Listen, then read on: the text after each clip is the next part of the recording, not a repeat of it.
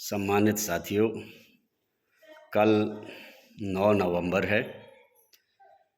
9 नवंबर उत्तराखंड राज्य के लिए और उत्तराखंड के निवासियों के लिए बहुत महत्वपूर्ण दिन है, क्योंकि 9 नवंबर सन 2000 को ही उत्तराखंड राज्य का गठन हुआ और उत्तराखंड राज्य का जो गठन हुआ है उसकी वर्षगांठ पर सरकार भी जश्न मनाती है। तमाम जितने भी अन्य संस्थान हैं वो जश्न मनाते हैं। राजनीतिक दल भी अपनी अपनी ओर से इसे सेलिब्रेट करेंगे और ठीक है, जिनके लिए ये राज्य बन के सेलिब्रेट करने लायक परिस्थितियां बनी हैं उन्हें सेलिब्रेट करना भी चाहिए। उन लोगों को हमारी भी शुभकामनाएं हैं, बधाई हैं, क्योंकि जिनके जो सेलिब्रेट करने लायक परिस्थितियों में जी रहे हैं। और निश्चित रूप से ये तो हुआ ही है कि इन 22 सालों में कुछ लोगों के लिए तो ये राज्य इतना अच्छा बना कि जो 20-22 साल पहले बहुत जिनके हालात कुछ नहीं थे, साधारण परिस्थितियों में थे, आज वो इतनी संपत्ति, इतनी अकूत संपत्ति के मालिक बन गए हैं कि उन्हीं को नहीं मालूम कि उनके पास कितनी संपत्ति है। कुछ लोगों ने जो शायद ही प्रधान बड़ी मुश्किल से बन पाते, लेकिन उन्होंने यहाँ कैबिनेट मंत्री तक पहुँच गए। कई जो उत्तर प्रदेश के दौर में बड़ी विधायक बन पाते या नहीं बन पाते, वो यहाँ चीफ मिनिस्टर बन गए। इसी तरीके से प्रशासनिक सेवाओं में लोगों को बहुत बड़े पद मिल गए और जुडिशरी में भी हाई कोर्ट यहाँ पर बनने से कई लोगों का, जिनका उत्तर प्रदेश में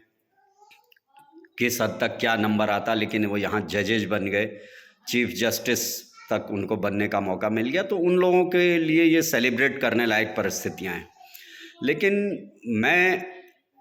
कुछ थोड़ा सा हटकर एक उस तबके के जो दूसरा पक्ष है इसका, उसके बारे में यहाँ पर बात करूँगा कि कुछ लोगों के लिए सेलिब्रेट करने की परिस्थितियाँ हैं। तो लेकिन हम जिस समाज में पैदा हुए, क्योंकि हमारा समाज जातियों में बटा हुआ है, हमारा समाज वर्गों में बटा हुआ है। जाति हमको पैदा होते ही यहाँ पर मिल गई और जो जिस समाज में या जिस जाति, जिस वर्ग में पैदा हुआ होता है, उसका उठन बैठन, खान पान, रहन सहन, रिश्ते नातेदारी भी उसी वर्ग, उसी जाति, उसी समाज में होती है। उसके सुख दुख में ज़्यादातर वही समाज शामिल होता है। तो निश्चित रूप से हमको भी इस एंगल से भी सोचना चाहिए कि हम जिस समाज में पैदा हुए हैं, जिसमें हमने जन्म लिया, उनके क्या हालात रहे, हम उनके हिसाब से इस उत्तराखंड राज्य के 22 सालों का मूल्यांकन करेंगे। तो हम देख रहे हैं, पिछले मैं सिर्फ 6 सालों का आंकड़ा निकाला है, हालांकि मैं 2004 से भी क्या 96 से अनेक ऐसे अनुसूचित जातियों के जो उत्पीड़न के, जो यहाँ का शिल्पकार समाज है, यहाँ का जो मूल निवासी समाज है, जो यहाँ का शोषित वंचित तबका है, जो यहाँ का निर्माता समाज है, जिस समाज ने इस उत्तराखंड को बनाने में अपनी पीढ़ियाँ खपा दी हैं, जिस समाज ने यहाँ के भवन बनाए, यहाँ के पहाड़ों को काट कर खेती योग्य बनाया, लोगों के वस्त्र तैयार करके दिए, लोगों का गीत संगीत जिंदा रखा, लोगों का जो संस्कृति कहलाती है, तमाम उनके जितने भी जो औजार A to Z चीज़ें रोज़मर्रा के जीवन की, वो बनाने वाला समाज, उस समाज के संदर्भ में अगर मैं देखता हूँ तो केवल मैं, हालांकि मैं 95-96 से उनके उत्पीड़न की कितनी लड़ाइयाँ लड़ चुका हूँ और जिसमें कुछ हद तक एक उनके पक्ष में बहुत ज़्यादा तो हमें कामयाबी नहीं मिली, लेकिन कुछ हद तक हम न्याय दिलाने में सफल रहे। 95-96 से कई घटनाएं हुई। उसके बाद अल्मोड़ा में देखा हमने, वहाँ पर कई ऐसी लड़ाइयाँ लड़ी। एक युवती का मसला था जिसको एक अच्छे एक CMS रैंक के व्यक्ति ने, जिसका शारीरिक शोषण करके उसकी ज़िंदगी बर्बाद की थी। उसके अलावा एक अधिवक्ता का हत्या हो गई थी, कहीं एक टैक्सी ड्राइवर की हत्या हुई। तमाम ऐसी घटनाएं उस समय भी होती रही, जिसके लिए हम अपने हालात और अपने कैपेसिटी, अपनी क्षमताओं के अनुसार उस समय भी आंदोलित रहे, कुछ हद तक उनके परिजनों को के पुनर्वास की व्यवस्था या दोषियों को दंडित कराने का प्रयास किया। लेकिन मैं पिछले 6 साल का जो बता रहा हूँ कि धीरे धीरे ये सिलसिला बहुत बढ़ता चला गया है और बहुत कम मामले ऐसे होते हैं कि जो मुख्य उसमें आ पाते हैं, जो हाईलाइट हो पाते हैं, जिनका पता चल पाता है या जो दर्ज हो पाते हैं। और जो मामले दर्ज हो पाते हैं उन्हीं का लोगों को भी संज्ञान होता। नहीं तो घटनाएं तो यहाँ जो जातिगत उत्पीड़न की हैं उनका अगर वास्तव में कोई निष्पक्ष तरीके से अगर काम किया जाए तो वो हजारों लाखों की संख्या में ये 20-22 सालों में घटनाएं घट गई होंगी, जो अनुसूचित जातियों के ज़मीन छीनने से लेकर हो, उनको अपमान करने से लेकर हो, चाहे वो जिन सरकारी नौकरियों में सेवा कर रहे हैं वहाँ उनके उत्पीड़न के, उनके शोषण के, उनके अपमान से रिलेटेड हो, उनका पदोन्नति का मसले से रिलेटेड हो, ये सब भी एक तरीके के अत्याचार हैं, उनको जातिगत अपमान की घटनाएं हों। ये सारी घटनाएं तो छोटी मोटी, ये तो हजारों लाखों की संख्या में घट गई होंगी। लेकिन जो पिछले 6 सालों से बहुत क्रूरतम और बीभत्स हत्याकांड भी यहाँ पर इन समाज के होने लगे। 2016 का बागेश्वर में चक्की छू लेने पर, नवरात्रियों के दौरान चक्की छू लेने पर सोहन की एक शिक्षक ने, पढ़ा लिखा शिक्षक एक स्कूल का, उसने उसकी गर्दन काट के, मतलब इससे क्रूरतम क्या होगा कि जानवरों का तो हम कुछ समझते ही नहीं है, उनकी तो ज़िंदगी हमारे लिए, हम ये मान के चलते हैं मनुष्य, साधारण मनुष्य की भैया हमारे लिए बने, लेकिन उस मनुष्य की का गला रेतने में उसने देर नहीं की और सिर्फ इतना अपराध कि उसने चक्की छू ली तो उसकी गर्दन काट दी। उसके बाद टिहरी में जितेंद्र दास की हत्या हो गई थी, वो सिर्फ इसलिए हो गई थी कि उसने खाना निकाल के खा लिया था। उसके बाद चंपावत में टेलर जो रमेश राम की हत्या इसलिए हो गई थी कि उसने साथ बैठ के खाना खा लिया था। उसके बाद डीडी हाट में रामी राम की हत्या इसलिए हो गई कि उसने वोट डालने को लेकर अपना पक्ष रख दिया कि मैं किसको वोट डालना चाहता हूं। यानी एक और भारत का संविधान कहता है कि भाई आप निष्पक्ष और स्वतंत्र तरीके से मतदान करें। हमारा निर्वाचन आयोग भी चुनाव के समय में लाखों करोड़ों अरबों रुपया इसमें फूकता है कि मतदाता जागरूकता अभियान में, और ये हमें कहा जाता है कि आपका मत पूर्णतया गोपनीय है और आप स्वतंत्र और निर्भीक होकर मतदान करें। और वो मतदाता जब एक निर्भीक होकर अपना पक्ष रखता है तो उसमें उसकी हत्या कर दी जाती है। उसके बाद ये 22 की ही घटना है। फिर कुछ ही दिनों में यहाँ पर इतना बड़ा ये मामला भिक्या सेन का सामने आ गया, जिसमें अंतर्जातीय विवाह कर लेने का अपराध जगदीश को भुगतना पड़ा और उसको किस क्रूरतम तरीके से उसको मारा गया। उसकी हड्डी पसली तोड़ दी गई, 27-28 चोटें उसके शरीर में आईं, कई हड्डियां तोड़ दी गई। वो घटनाक्रम चल ही रहा था कि उसी बीच हर्रावाला से घटना सामने पता चली कि 6 महीने पहले एक मारपीट हो गई थी एक बच्ची के साथ, अनुसूचित जाति की बच्ची के साथ, जमीनी विवाद को लेकर। उस बच्ची को इतना मारा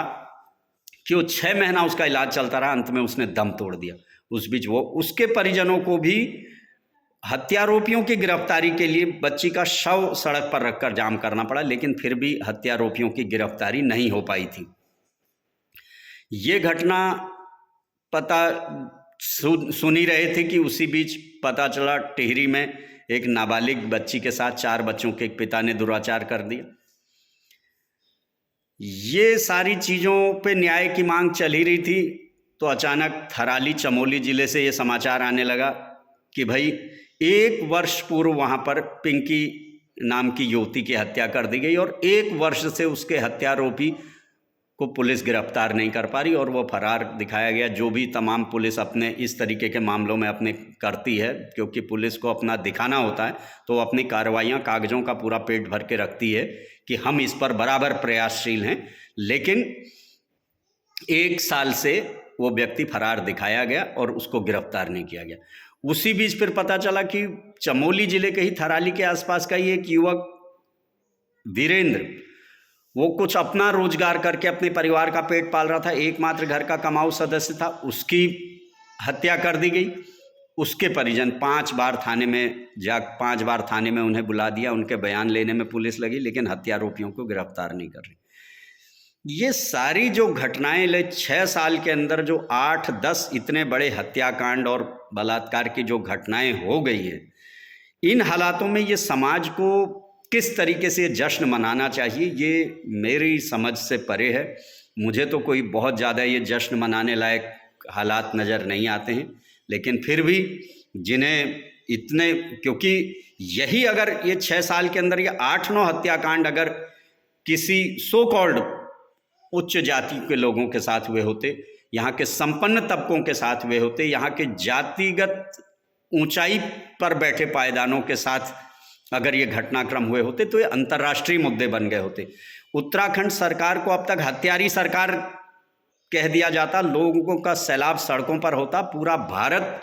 सड़कों पर होता कि भाई ये 6 साल के अंदर 8-9 हत्याएं अनुसूचित जाति के लोगों के यहाँ पर हो गई। अगर ये अनुसूचित जातियों की हत्या न होकर किन्हीं अन्य तबकों की हत्याएं हुई होती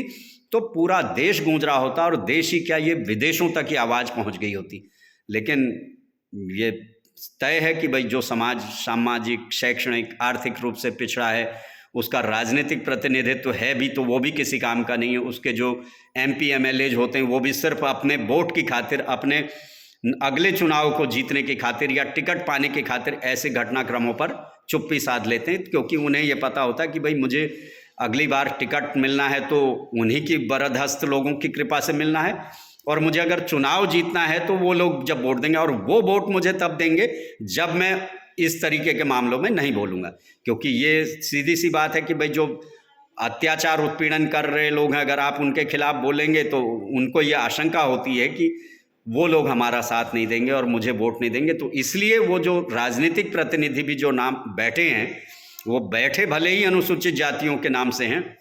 वो जीतते आरक्षित सीटों से हैं, लेकिन उसके बाद वो ये कह देते हैं कि मैं आप लोगों के वोटों से नहीं जीता हूँ, मुझे तो उन लोगों ने जिताया है, मैं उनके वोटों से जीता हूँ। वो ये नहीं बोलते हैं कि आपको टिकट रिजर्व सीट से मिला, आपको कोई सामान्य सीट से टिकट नहीं मिला, और रिजर्व सीट से आपको टिकट इसलिए मिला, अनुसूचित जाति के लिए आरक्षित सीट से टिकट इसलिए आपको मिला कि आप अनुसूचित जाति से थे, और ये उम्मीद करके कि संविधान की ये भावना थी कि इन वर्गों के उत्पीड़न या उनकी समस्याओं को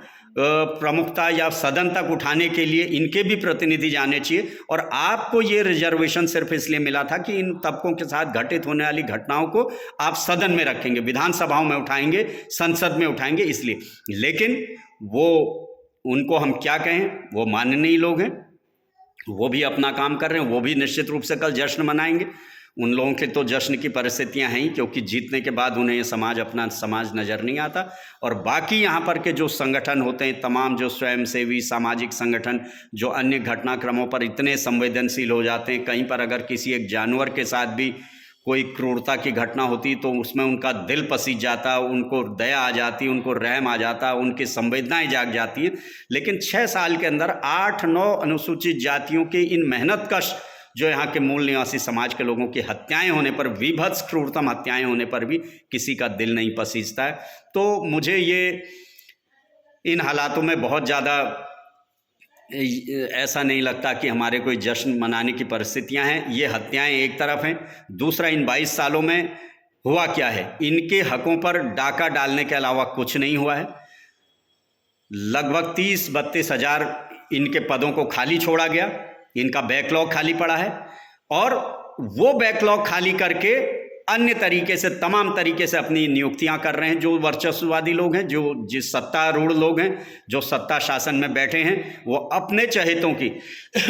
अपने वर्ग के लोगों की नियुक्ति करने के लिए उन्होंने इनके पदों को रोककर, इनके पदों का बैकलॉग बनाकर उन पदों पर तमाम अस्थायी व्यवस्था के नाम पर अपने लोगों को भरते जा रहे हैं। फिर धीरे धीरे वो न्यायालयों से या अन्य माध्यमों से रिलीफ लेकर अन्य कई कारणों से वो पक्के होते जा रहे हैं। तो वहाँ भी इनके हकों पे डाका डाला जा रहा। इनका पदोन्नति में प्रतिनिधित्व का मसला वो ख़त्म कर दिया गया, वो छीन लिया गया। आज कई ऐसे अधिकारी हमारे बैठे हैं जिनको, जो बरसों से 20-20, 25-25 सालों से उन्हीं पदों पर बैठे हुए हैं, वो सिर्फ ये सज़ा भुगत रहे हैं कि अनुसूचित जाति में पैदा होने की सज़ा भुगत रहे हैं। उनको पदोन्नति भी नहीं हो रही है, उनको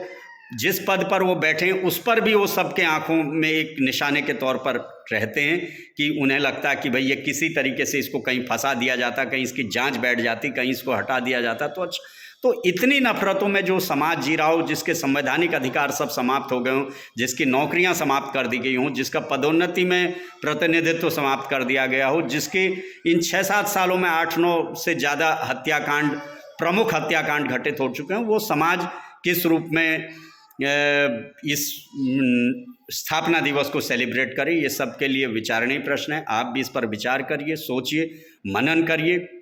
और हम लोगों ने तो ये तय किया है कि हम कल Peoples Party of India Democratic की ओर से उत्तराखंड के जितने भी जिलों में हमारा